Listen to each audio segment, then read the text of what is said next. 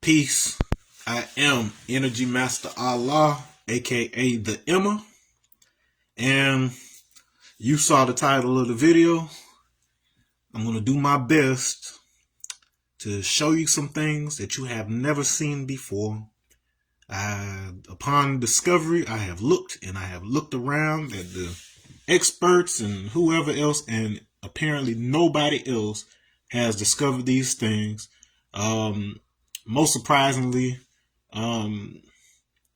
much of it appears right in math, so I don't know how, unless of course you got a bunch of liars and fakes out there. I hate to say it, but there is no nice way to do what I'm about to do. And the only reason I'm doing this now is because, Friday would have been my son's 3rd birthday on January 17th. And if I've learned anything, there is no perfect time to do anything. Best time to do anything is now. So, and I wouldn't be doing this today if I hadn't woken up with a revelation. And so there have been 3 key deaths that have happened in my lifetime that drastically shifted my perspective on the world and opened up certain capacity to see things.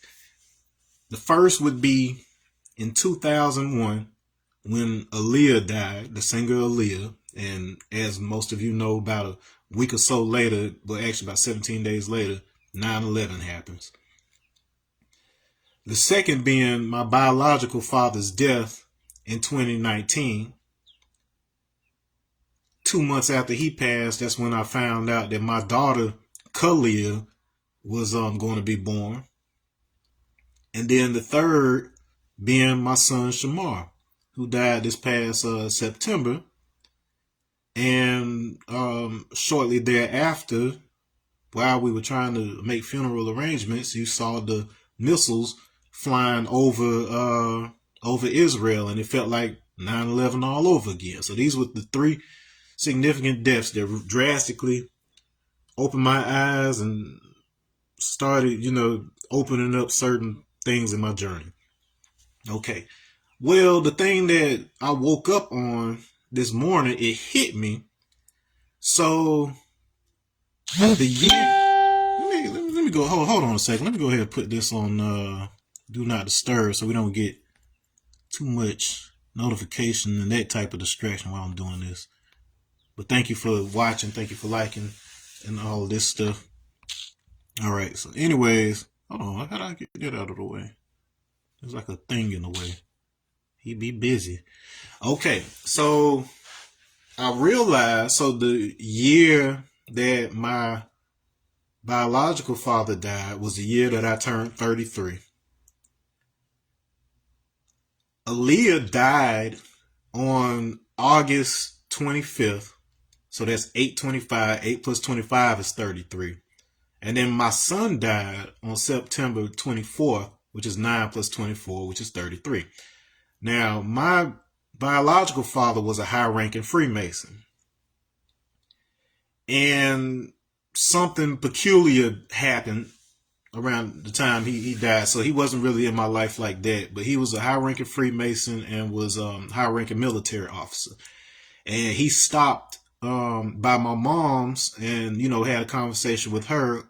And among other things, he was discussing how they were doing a training exercise, which involved going into the pyramids in Egypt and learning how to basically come out of the body and be able to do surveillance and various other things. 2 days after I talked to him, a little while after that, he told me that he had been working on something big. 2 days later, his heart stops and he's induced into a coma. I go see him in the hospital before they take him away. And that was that. Have not been able to find a will for him since this happened. My mom suspected there's something weird around that because she had another experience where she was with a male friend, and then they had a candle lit, and she felt a presence like my biological father in the room, upon which time the candle flared up, caught something on fire. Very unusual. It was just crazy. And since I have had some training regarding out of body stuff beyond anything you could imagine, and it's very physical, the circumstances around which I won't get into too much right now, but I thought the best thing for me to do right now would be to show you at least 3 things that should not exist. These are official glitches in the matrix that you've never heard, and that will dispel and debunk a lot of things that you have heard. There's a lot of people who say a lot of things out there that sound good, but how none of them have come across this stuff is beyond me. Okay. So the first one, matter of fact, before we do any of that, let me flip my camera. Let me show you what we're working with here. Let me see if it'll let me turn it around.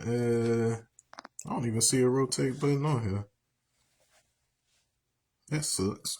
Hold on. Is that it? No, that's some share stuff. I don't know. I'm going to just turn it like this. All right. So as you can see on my bed, what you are looking at is 26 notebooks, one for every letter of the alphabet, that I have filled up with research of all sorts since the pandemic started. So back in 2019, sometime after my father died, I received the knowledge of self from Allah, see God. Shortly thereafter, I began working with Wu-Tang brand and got to meet all of them and so on and so forth. And so as of today, I have 26 notebooks. That's 5,040 pages worth of research. And it all started with the postulate, the scientific investigation of why the 5% Nation and Nation of Islam, all these guys, why they believe that the black man is God, whose proper name is Allah, arm, leg, leg, arm, head. That's a bold statement to say the least. And for me, I wanted to make sure I didn't take that as just like belief or just take it on face value, but to really research not only why they would say this, but why it seemed, once I dug into the material, why it seemed like cultures around the world, even non-black cultures, appeared to be saying the same thing. What was this common language? What was this common voice that was happening? Okay, so the first of many things that I would like to show you, I wish I could turn this camera around. If you know how to do it on Facebook. Oh, there it is. Bam. Ha ha. Okay. So the first of many things I would like to show you, just to show you how full of shit some of these folks are. Okay. So I'm looking at, so here we are on the Wikipedia page. You can look this up on your own while I'm doing this. Okay. So we're looking at Ijiji. If you know anything about the Ijiji, that's part of the stories from, like the Sumerian and Babylonian and Akkadian mythologies in Mesopotamia. Different cultures came in, and different cultures like changed certain things up. But then the oldest were the Sumerians, and we may or may not get into the origins of them. It's not important to this particular video. But the Ijiji are supposedly this set of gods that was sent by another set of gods, the Anunnaki, who you've probably heard of. Supposedly to dig a water course. This is how the myth goes. To dig a water course. They got tired of doing all the work. And so they said, so they protested and they insisted that somebody be made to do the work. And so they created humans according to the story. I won't get into which humans were made. That's a whole nother nutshell. But what I would like to draw your attention to is this line right here. So according to them, and I looked around, they claim that the name has unknown origin. So Ijiji has unknown origin. All these various sources, all these various researchers, I've looked at all the videos on YouTube at different people. Nobody knows where this word comes from. Okay. So that's the first mystery we're going to crack today with my simple stay-at-home father self. What you are looking at is the square root of 96. Okay. So the number 96, if you convert that into the letters, the letters of the alphabet that they correspond to, the letter I is the 9th letter. The letter F is the 6th letter. Now, although we use the word if as it relates to an assumption or a possibility of something, like if something happens, it's a condition. It also means, it's also a yif, which has to do with a yew tree. So either an ivy or a yew tree, which are symbols, because they're evergreens that are symbols throughout esoteric practices and religious practices related to resurrection. So one of these types of trees is the one you'll hear about in the Osiris story that wrapped around his coffin and became the pillar that was inside the temple or the royal house or whatever, where Isis stayed for a while to lament her husband, and then was going to give the royal babe immortality. So it's a symbol of immortality.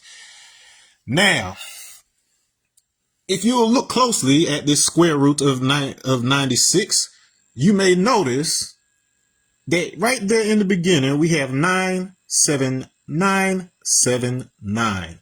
9 is I, 7 is G, 9 is I, 7 is G, 9 is I. This spells Ijiji. So for something that they just don't know where it comes from, is right there obvious, right there in the square root of 96, which I just explained to you. 96 gives you if, which in other languages has to do with this yew tree, this resurrection, so on and so forth. That's all well and good. If this was the only example of something like this, we could write that off as coincidence. Now, couldn't we? We could write it off as conspiracy or whatever other kind of shit they say in order to throw you off the trail of stuff. However, I now take your attention to the square root of 2, a very important number as it has to do with quantum computing, and it is the diagonal of a 1 by 1. That means a unit square. So a square with sides that are 1 in length has a diagonal of square root of 2. And when we take that, we get a number here. The first numbers of which we have this 1414. A-D-A-D. Adad, who is another Sumerian god, who is considered somewhat the equivalent of Zeus. He has to do with storms and weather and things of that nature. So over the course of this past 5 years, I have found several such examples that show that these myths from Sumeria and other cultures were actually ways to embed mathematical principles, very important mathematical principles that can be tied to the construction of pyramids, as well as all sorts of civilization that you will hear in many videos where they talk about this black civilization that was basically the foundation for all of these things. And once again, it sounds well and good, but this is the type of proof for things that many of them seem to be lacking. And this is hardly enough to prove that statement. But trust me, there's much more where that comes from. So that's the first thing I want to show y'all. That should not exist. So for them to say right here, that name is of unknown origin, is right there in plain sight. So that's number 1. Okay. Number 2. Let me see which one I want to go to now. Okay. So this is kind of heavy. Okay. So, and I only got about an hour to do this because I got to go pick up my daughter in a little while. But, so I'm going to tell you the secret. And once again, another one of these things that I have yet to hear any of these so-called experts, any of these so-called religions say publicly. I'm not sure whether they know or not. They probably do, and it's just not public. I don't think it's a malevolent type of thing, but rather humanity has a type of initiation that it has to go through. And until we are wise enough to figure it out on our own without having to belong to some particular organization or authority, like until we're figuring it out on our own, then we don't get to take our rightful place. Because you have to do this in order to prove that you're ready for it, because it's a lot of responsibility with what I'm telling you right now. All right. Peace to the guys that are on them. Let me go ahead and do that. But anyways, so let's talk about the secret of the pyramid. And this is another one of those I have yet to see anybody mention or notice anybody realize. So they've come close. So there's things about it that they've come close. Okay. So the pyramids of Giza, it has been shown that the alignment of these pyramids, so you've got Menkaure here at the bottom, the smallest. You've got Khafre, was the second one in the middle. And then you've got Khufu, which is the Great Pyramid of Giza, quote unquote. And so they've demonstrated how these form a curve that form a large circle. And if you intersect that with the circle, that creates a shape that we call the Vesica Pisces, which is the intersection of these two circles, such that they intersect each other's center. You get what an alignment that, they have the thing about like Orion's belt, but then it's been demonstrated that this particular alignment is even with Cygnus. So Cygnus is the swan or goose constellation. It's associated with both Ptah, who Egypt is named after, so the god Ptah, who is the architect, and it's also associated with Brahma in Hindu, who is the creator god. So it's like, so you got this common theme from culture to culture associated with this goose / swan, whatever. Okay, and so this structure, they demonstrate how it aligns with these stars. All right, so anyway, so that's as far as they got. Well, I realized, I said, okay, well, if this is a Vesica Pisces, and on one corner of that, it aligns directly with Menkaure, the smallest pyramid. So I said, well, there has to be something on the other point of the Vesica Pisces. I searched. Nobody has talked about this. Nobody even seemed to know. And so Menkaure is the pyramid that the Sphinx sits in front of. And if you know your myths and your Shakespeare and various other things, there's this old myth about Oedipus who encounters the Sphinx. He has to answer the riddle of the Sphinx. And so this famous riddle, it basically asks him, what has 4 legs in the morning, has 2 legs at noon, and has 3 legs in the evening? And after some thinking, he finally comes up with the answer, or he has some assistance. I can't remember how the story goes. But the answer ended up being what has 4 legs, it's a child crawling on all 4s. What has the 2 legs, it's an adult standing on 2. And then what has the 3 legs, that is an old man with a cane. So when I heard that, I said, old man, huh? So when I look at that Vesica Pisces that's formed by these 2 circles that these people identified, on the other end of it, out in practically nowhere, there is a historical site, not very well known, not very popular, called Al-Batram in Egypt. Al-Batram means the tomb of the old man. So the old man is an epithet of the Egyptian god Atum, after which we get the word atom. He is the primordial self-created god who created the Ennead, which is the 9 main gods that you hear about. This is the reason we have 9 Wu-Tang members. Okay, we're part of it. So the old man is over here, Atum. So it would make you think maybe on the opposite side, maybe there's the child, because this is the riddle of the Sphinx. Sure enough, in the Menkaure pyramid, there is a statue of Horus behind Menkaure's head. So Horus is the child of Osiris. And mind you, all of these are essentially considered aspects of Ra, who was considered like the overall deity in this. So we've got the child over here, and we've got the old man on the other side. So that means naturally the one standing on two has to be Ra. Well, here's my notebook. So this notebook here, let me see if you can see this. Yeah, you can sort of see it there. Okay, so this is demonstrating that. So Atum is the atom in the middle. Horus is part of a concept from the Gnostic traditions called the Horos. So the Horos basically represents the field that physical things form around themselves, the membrane we form around ourselves in this reality to keep us from being absorbed directly back in the source. So the story is such peace. I see you. My dog just jumped on. Okay. So anyway, so you got the Horos, which is the field surrounding something in order to keep it from instantly going out of existence. And then in the middle, that point, that's Atum, so the atom. So you got the atom and you got its field, electromagnetic field like this.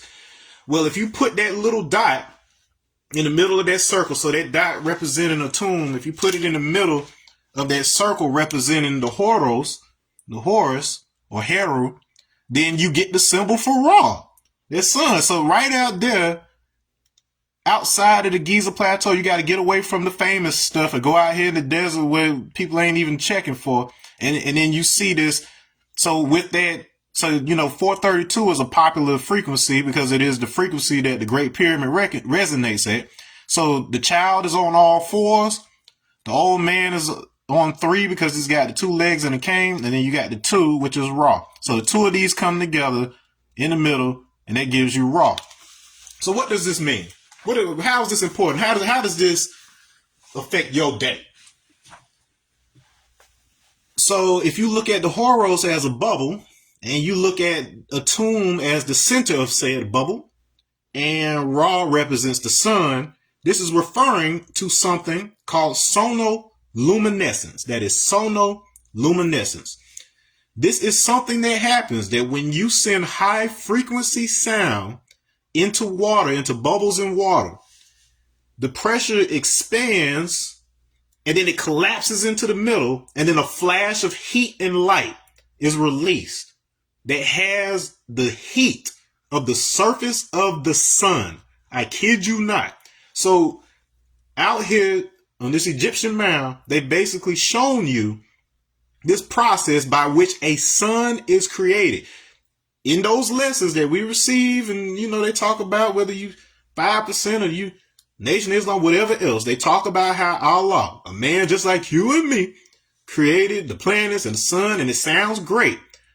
And until now, nobody has demonstrated or pieced together the science to explain how that would even be possible. What I'm telling you right now, this is not even secret science right now. It's just that nobody's put the pieces together.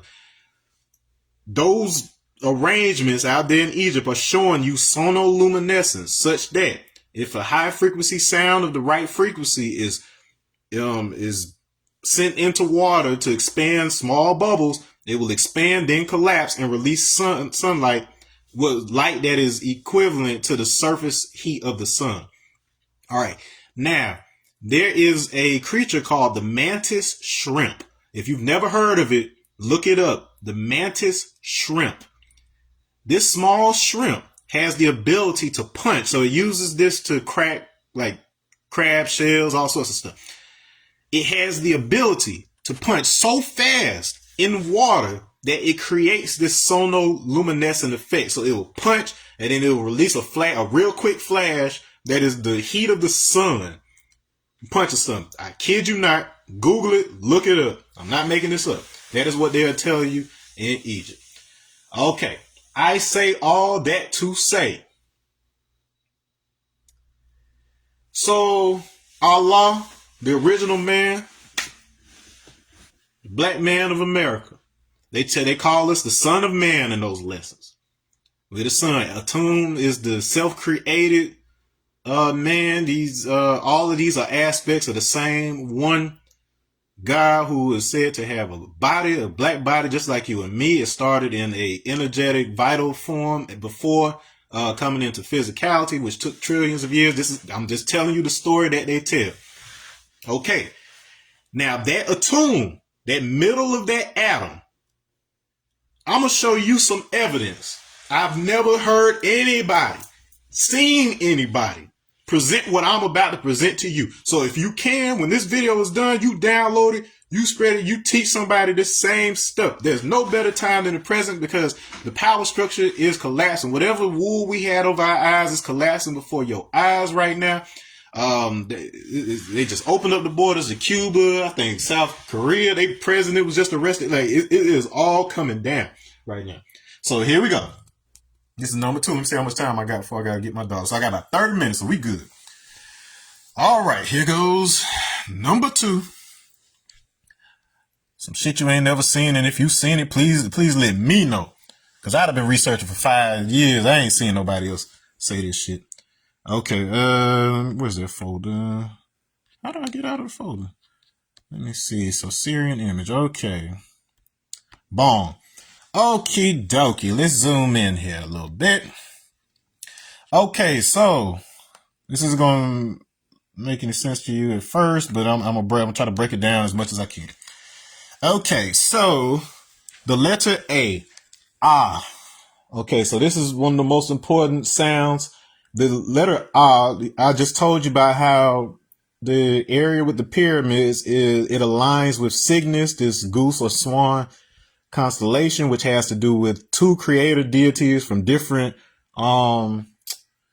pantheons or whatever, different countries or whatever else that allegedly didn't have contact, but they full of shit on that.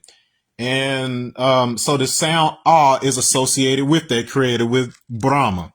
So, and on the body, this is associated with the solar plexus. As I just demonstrated to you, that solar concept is associated with how sonoluminescence, sending sound into the center of this bubble, causes an eruption. That is the heat of the surface of the sun. Okay, so if you know anything about yoga, if you know anything about ancient yoga, not that bullshit that they be doing in the gyms with the Lululemon pants on, but the real deal. So just to give you a little background, so according to the yogis, 15,000 years ago, a tall black individual who was called Adi Yogi appeared in the mountains of Himalaya. Nobody knew where he came from, and he just sat there. And I'm talking about for months, years, whatever. And then certain people, they came and they watched this man. And the only thing he would do, sometimes you would see tears of ecstasy run down his eyes while he was in meditation, or he would get up and just dance wildly and go back into meditation. Finally, over some time, after many people had left, 7 people remained who are known as the Saptarishi, or the 7 sages. And they stayed long enough, and he finally taught them for the first time the methods of yoga. And yoga means to unite. So it's basically the means by which one unites with the all of it, the creator. It's not to say that they are 2 separate things, but remember, it's not just the black man randomly is God. It's the black man with knowledge of self is God. So there's an awakening that needs to happen. And so this isn't just something that you learn intellectually. There's actually a bodily activation. And so I underwent a 6-month initiation for this 15,000-year-old activation process that was introduced by Adi Yogi. Now, if you have knowledge of self, if you know your lessons, you know that 15,000 years ago is exactly year 1 of the Asiatic calendar. So in the current Quran, apparently the legend they had over in India about Adi Yogi, who is known as the embodiment of Shiva, their supreme deity or whatever, because this man, he was so aligned with the knowledge that he himself was the best example walking on planet Earth of what Shiva is and would be. So he was considered synonymous with them in that tradition. Okay. So anyways, so as the story goes, so like I told you, the sound ah when you're chanting Om, that is actually 3 syllables, which are ah, u, and So A-U-M. The ah corresponds to the solar plexus just below the navel. The u, representing Vishnu, corresponds to the space in front of the heart. And then the is Shiva, is at the throat. Now, in order for me to send sound into my solar plexus, in order to make that ah sound, I have to activate the throat. So you can look at that as Shiva activating Brahma. Now, in the legends, it says that Brahma is born from the navel of Vishnu. Vishnu means the all-pervasive. So that's where that word comes from. So it's that which is in all things. It is the Godhead, it is the essence.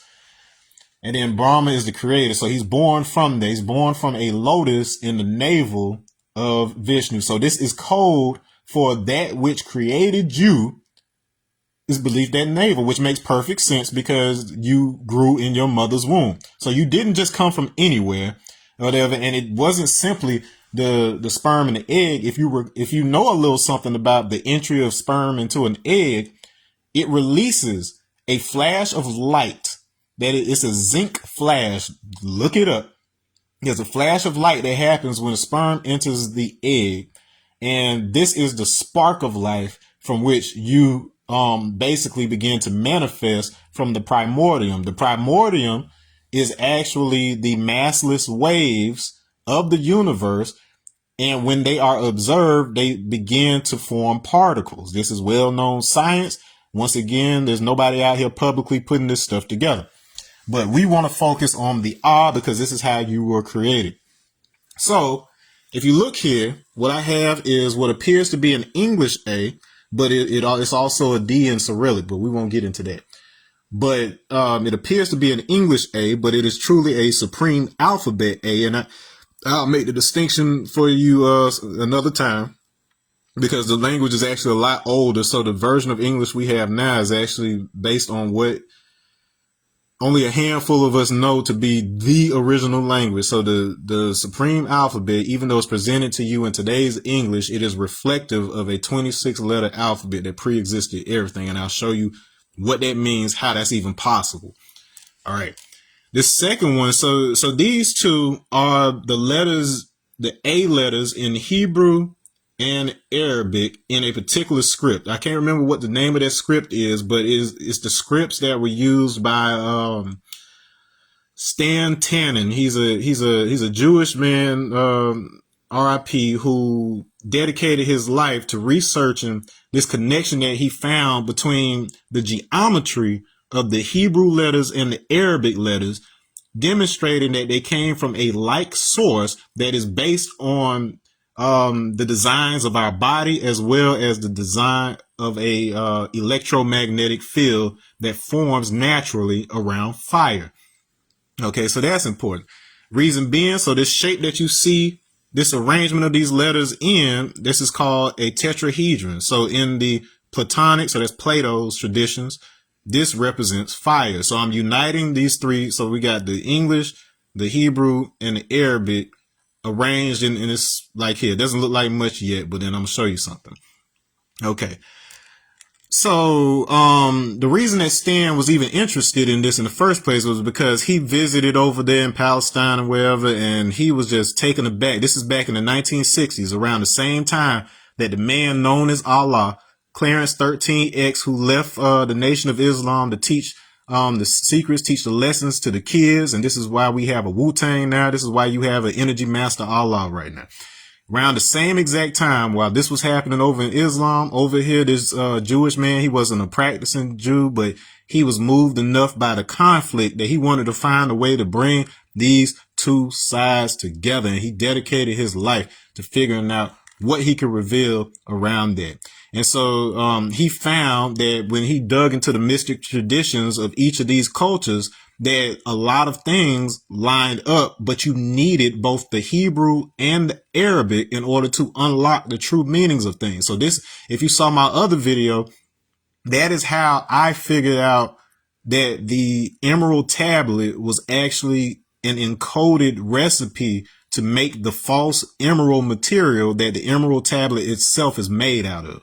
Okay, so by following his work, I was able to kind of crack that, but needed one ingredient. So a couple of years ago, I woke up with another revelation where I was like, okay, well, he didn't know about the supreme alphabet when he came up with this. So he kept on drawing stuff that had, he would put like one of the letters here in the, on the left side of one here. But I was like, well, you need something here because everything is in threes. We got proton, neutron, electron. You got, Father, Son, Holy Spirit. Everything is in Trinity. So I was like, well, what if I applied the supreme alphabet to this as well? And so not expecting much, I ended up getting this kind of shape here, and I got another better picture of it elsewhere, but I'll get into that. But when I laid it out, I was like, you know what? In these particular scripts, this kind of looks like the word ant. Okay. And so after a while, I thought about it. So I got this fire. So in esoteric traditions, an upside down tetrahedron over that or whatever, like when you make a Star of David or whatever, if this was fire, this usually represents water in that case. And the reason that water and fire aren't just opposites, but one being the source of the other is based on that sonoluminescence I just explained to you, where you can send sound into water and then it will release a flash of light that is as powerful as the sun, or at least the surface of the sun. And so I'm like, okay, well, you need a sound. So if this is the light, this is what I'm looking at. So it's light.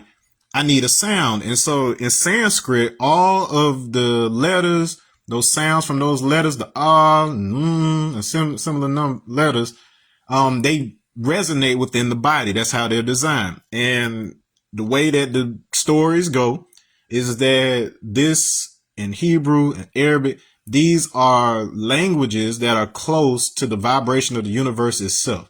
Okay. And so I said, okay, well, let me take that letter. So we got this right here. Or this is, whatever. So it means the same thing as first letter. The reason I chose A-M, which I describe over here, is because you have what are called bija sounds. These are seed sounds for each one of the 7 chakras, and each one of them ends in So the root chakra is the sound, lam. The sacral is vam. The solar plexus is ram. The heart chakra is yam. The throat chakra is cham. And you may recognize that. So yes, it is the name of Noah's son, but it's pronounced Chem more correctly. And then you may notice that Chem is the name of the land before dynastic Egypt moved in. So the land of Chem. So Ham and Chem are the same thing. We just pronounce it incorrectly.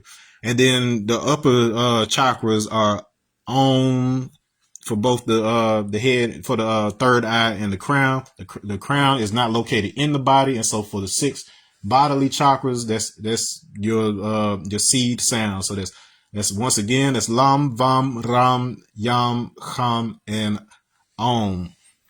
Okay. Why is this important? Because a seed is what you grow something from. So it's basically saying this is the sound that you send to that particular chakra in order to have that flash of light, quote unquote. All right. So this is why we're using You'll notice a couple things. It has a little swirl here. It's got that little 3 looking thing, which is a trishoal, which is like a pitchfork kind of thing. And then you got this kind of looks like the roof of a house.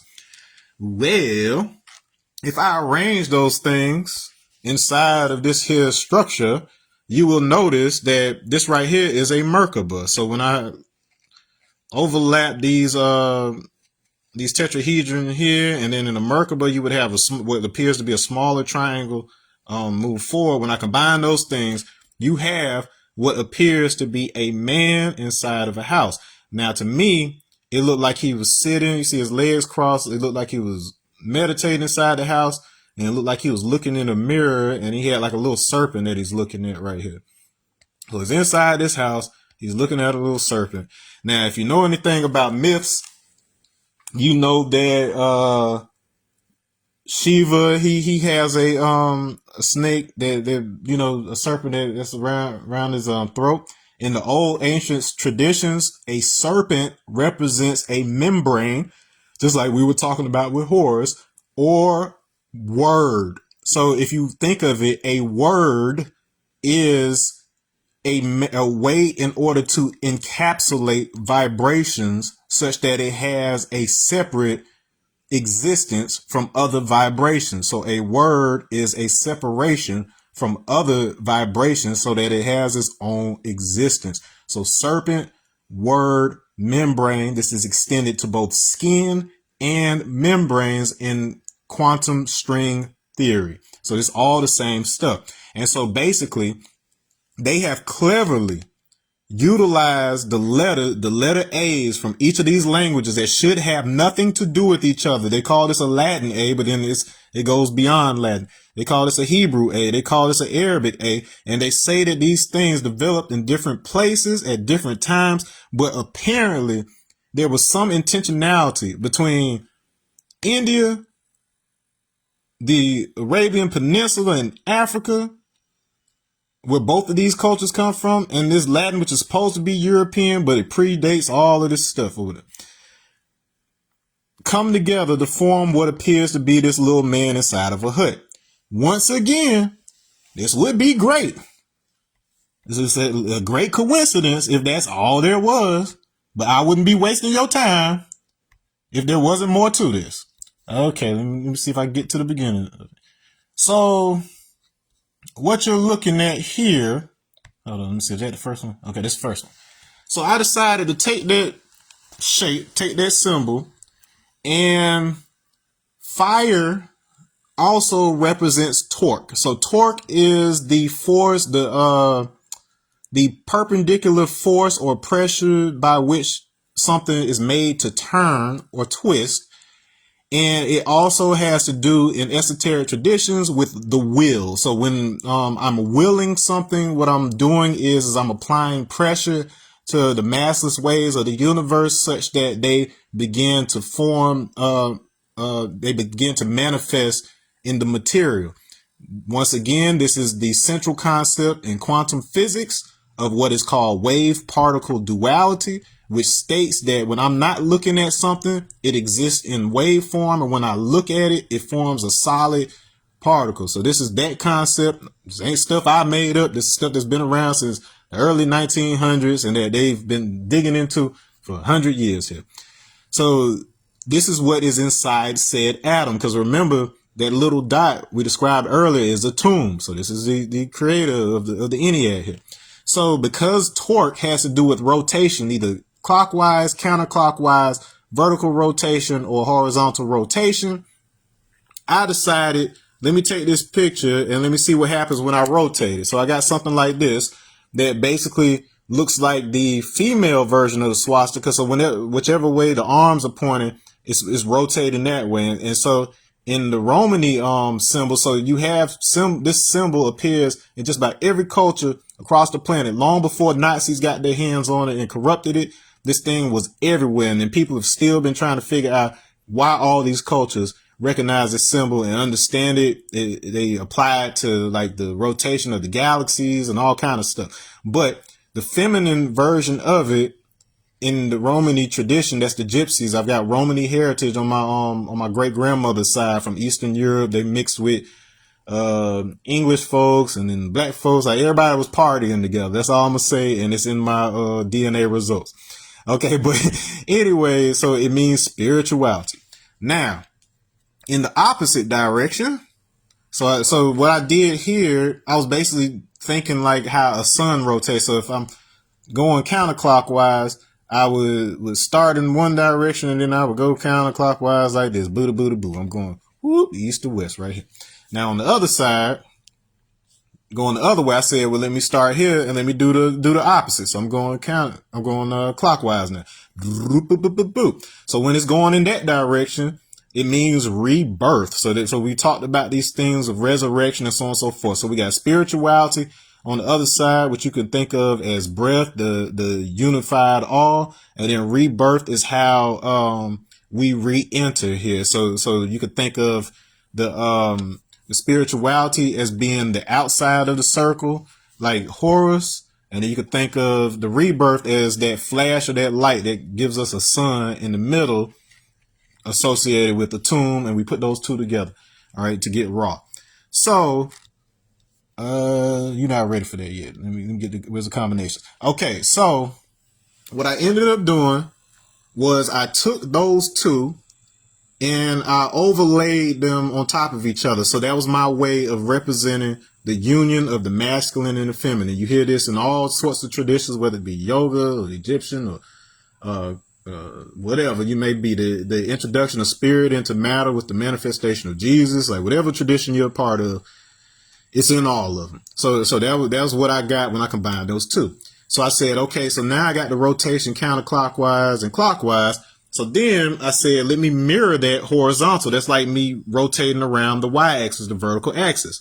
And immediately you start to see something that should not exist at all. This is just from the letter A from several cultures. And I'm kind of running out of time here. I'm going to have to probably do the rest a little bit later.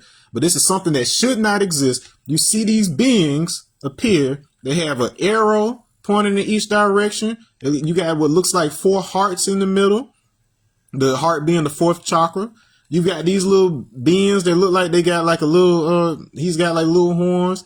And we can get into what that is later. That has to do with Anu from the Sumerian tradition. He's got a little mouth. You look at this one, it looks kind of like a little bird lady. She got titties and she got the little bird feet.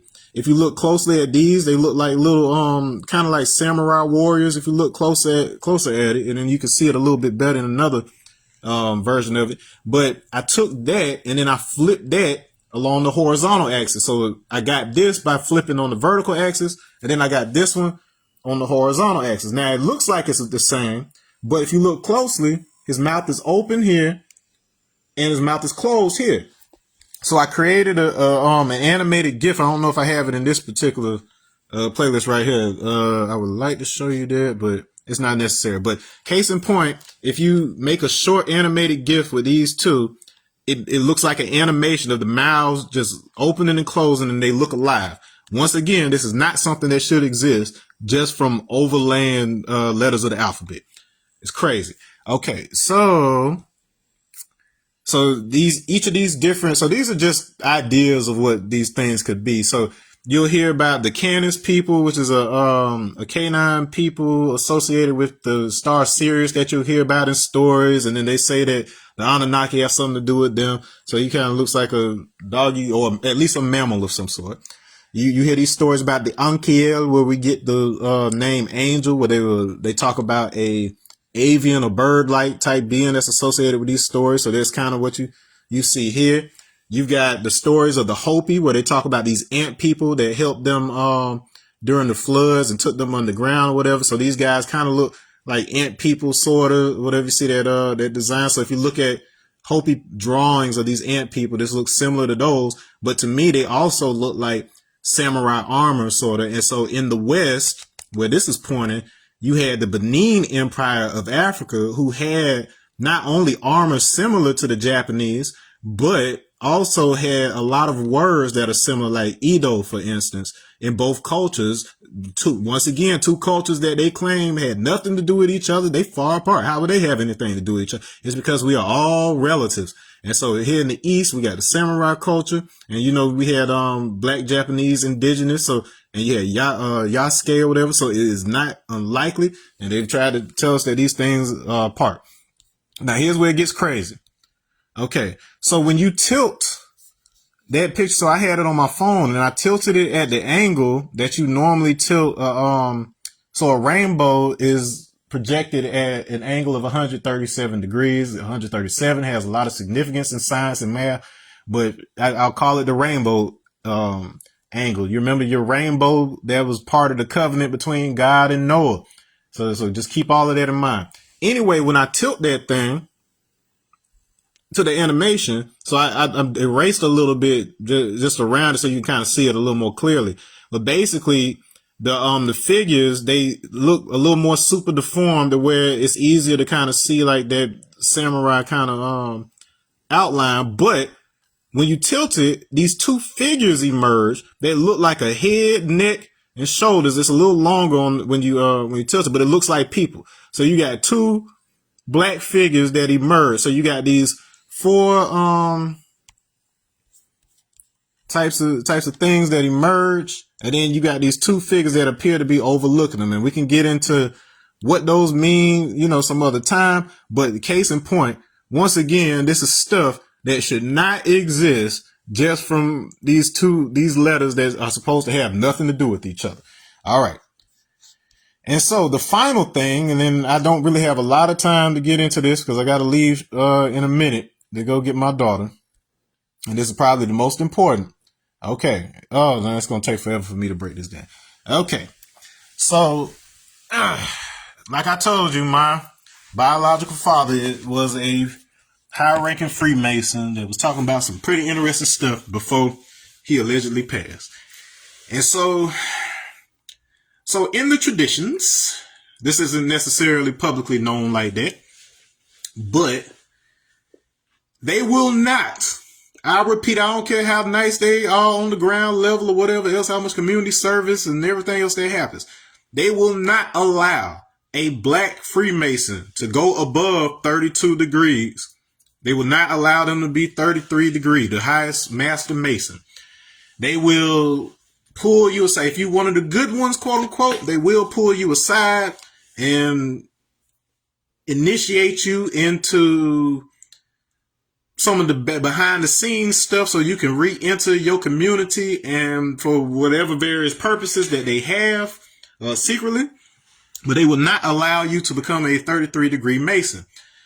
And then, so this is where that 33 comes into play or whatever. So I told you those numbers 33 popped up in the date of my son's death, the year my father died, and the year that Aaliyah died. And so anyway, so when you become a 33 degree Mason, you are given a $10,000 pass by the Pope himself to go into Jerusalem to a place that is called the House of Omar. That is House of Omar. And in this House of Omar, there is the perfectly preserved body of a black individual whose name is Hiram Abif Isa. If you recognize that name Isa, it is because it is the name that they call Jesus in India and Tibet in their records. Hiram Abif Isa. So when you become a third degree Mason, they start telling you, they give you this kind of fable about Hiram Abif, who is this character who aided Solomon in the building of his temple. In some tellings of this, he had a falling out with Solomon because they both were in love with the Queen of Sheba. So the Queen of Sheba, that name also appears as Shabes, which is SHA''BS, which is a reference to the tribe of Shabazz, who are the first indigenous black people of this planet from the Nation of Islam stories and so on and so forth. All right. And those who understand the esoteric traditions know that the Temple of Solomon is a reference to the black body. So the light enters the temple. So, they say your body is a temple, but what it's talking about is this process by which the black skin, it converts photons of light, and it couples with what are called phonons, which are actually particles of sound, which allow it to store potential energy in the body, in the fascia of the body. Okay, so when you look at a yin-yang symbol, that's basically what you're seeing. You're seeing what is called photon-phonon coupling. So that means that light has a way of being converted by melanin to couple with sound in order to store memory and convert energy. Also from water, it dissociates molecules of water to be able to draw energy from it, just like what chlorophyll does in plants. So this is how you draw the light into the body, and then through the sound, through sending sound, once again, phonons are sound, sending sound into the solar plexus, you are actually able to map the body in a way to where when the mind is stilled, the body being a microcosm of the full universe, it actually allows the mind, if properly trained and you've been properly initiated and learned the different shapes and symbols, you are actually able to draw information that is collected by the melanin. I've done this plenty. This is how I know this stuff. So this is stuff ain't nobody else discovered, but somehow I know it just from sitting around doing this meditation after I got this initiation through this 15,000 year thing. Okay, so I'm telling you, this is real. Okay, all right. So hold on, let me see how much time I got. Okay, I'm gonna push it another like 4 minutes so I can get this out. Okay, so here I'm a beef Esau. Okay, the golden ratio, this number that comes up everywhere. So you got this Fibonacci sequence, which is close estimations of this golden ratio that appears all throughout nature in the spiral of shares and the coil of our hair. This number shows up everywhere. So you'll see the videos. People are obsessed with this number, but they have no idea what it actually is. What does this have to do with Hiram Abif Esau, you say? Well, if you go to goldennumber.net/5 to the million places. So today with our technology, we are able to calculate this number out to 1 million or more, maybe even billions of decimal places. Okay. Well, it would be impossible for you to sit here and just comb through all the numbers for something. So fortunately, on what I'm using, Explorer, whatever internet service I got, I am able to go up to the top and go to find on page, like so, and I can type something in this field and it will find it instantly on this page. So a beef, it can mean either water or it can mean fatherless, meaning you manifested from the primordial waters yourself, or you have no father. Old dirty bastard had no father to his style, and there's a reason why he called himself Osiris and Big Baby Jesus. He wasn't crazy. He just knew something that the world wasn't ready for. So anyways, I did just skate past that dinner, but I ain't got time. I gotta go get my daughter.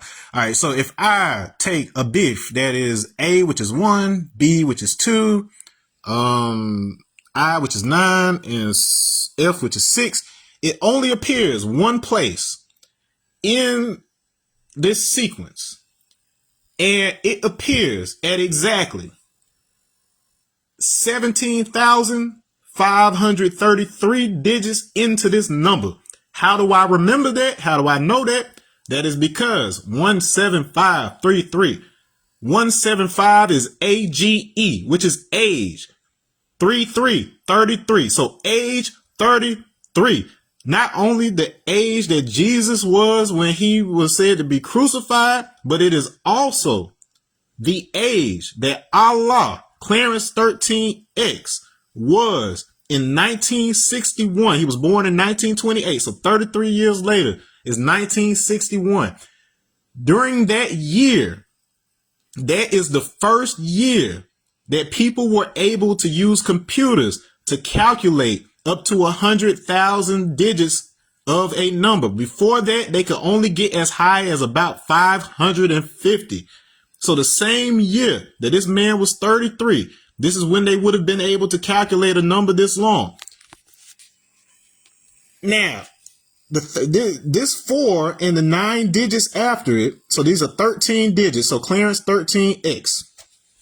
This gives you a sentence with these numbers, which says, let me see, I'm going into my notebook. I took notes on this stuff here.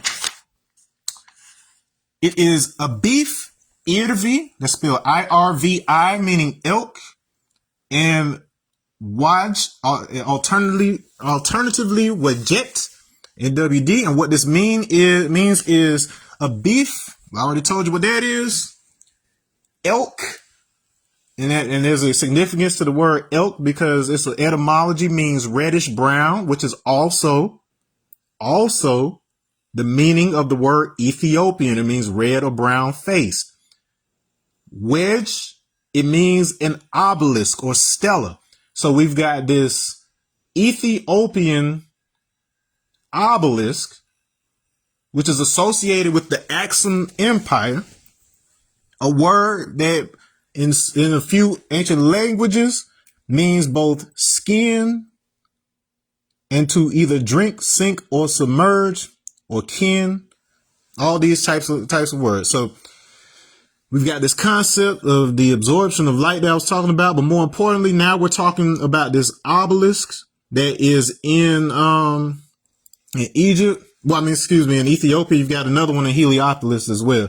But this obelisk, that same word for it also means a command, a decree, or to give over, a sign. And so if you listen to, these folks talk from the Moors and whoever else, they talk about how America originally belonged to black people who were already over here, Moorish people, red and brown or whatever else. And then they gave it on loan to the founding fathers, and they were supposed to give it back after a certain time. But they got too invested in it, didn't want to give it back. So the proof of all of that is embedded in that, not only in that obelisk, but also in these numbers associated with it. Now, you may say to yourself, well, if Egypt's been around as long as it's been, and if Freemasonry's been around as long as it's been around, how could they possibly know about this, even though we didn't have the ability to calculate that many digits until 1961?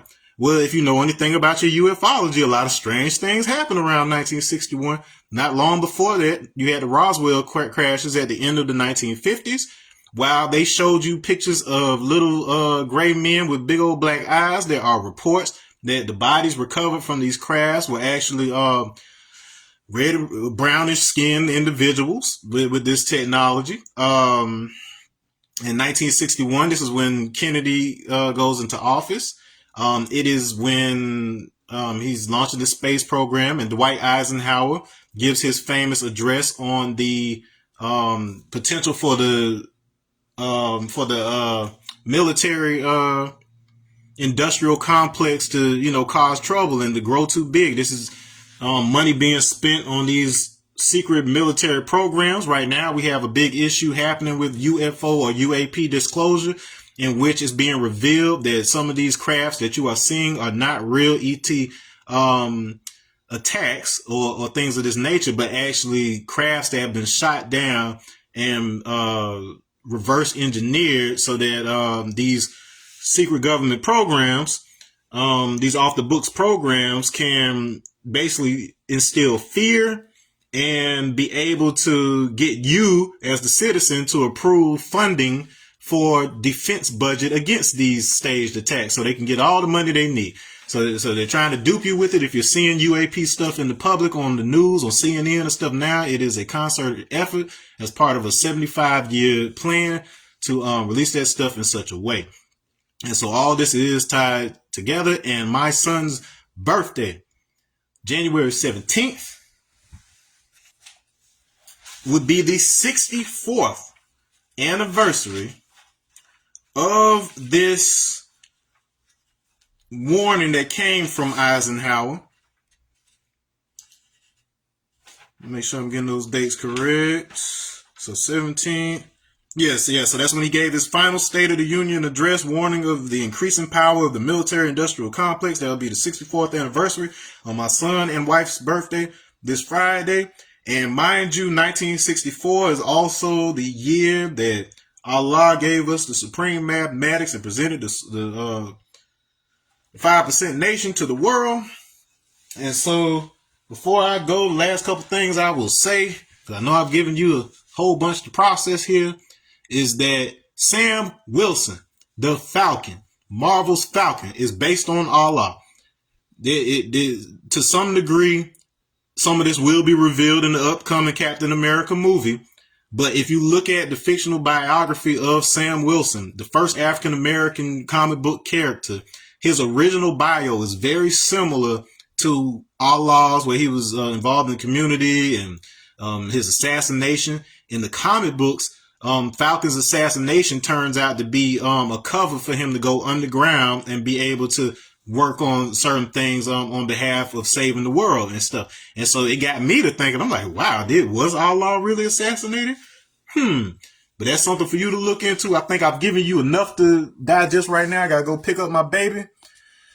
But we ain't just make up this stuff about the black man being God, y'all. It's not that we're saying that he's over you, better than you, or what we're saying is the etymology of this stuff, the way that we self-create, there's a lot more to it than I could fit in this particular video, but it is not only possible, but is being supported by the numbers that are providing the structure of the universe itself. And this isn't just something that I've come to understand and be able to see, like, ways to be able to talk about this.